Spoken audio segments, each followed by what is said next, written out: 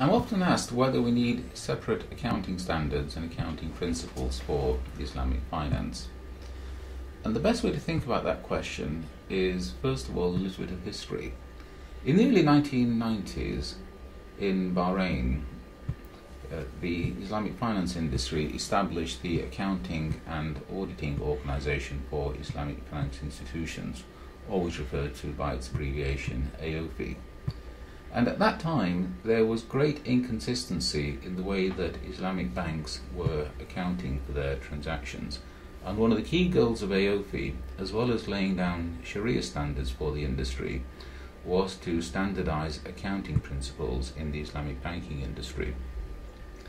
And I think it's had a certain amount of success in the Middle East. However, the key point is that worldwide, accounting is moving towards international financial reporting standards. They are now in use throughout Europe. The United States is going to adopt them in Southeast Asia. Public companies account under IFRS. So the key question is really, do we need separate accounting rules under IFRS for Islamic finance? My personal view is that we don't.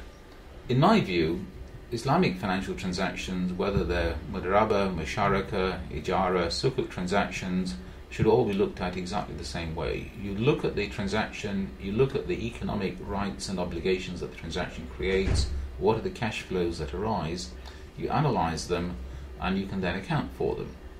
I personally do not believe that IFRS needs to be modified to account for Islamic finance. Clearly, the accounting standard setters need to understand Islamic finance the same way they need to understand conventional finance, but it doesn't mean you have two separate sets of transactions. Instead, you look at the transaction, work out the economics, and then you account for it.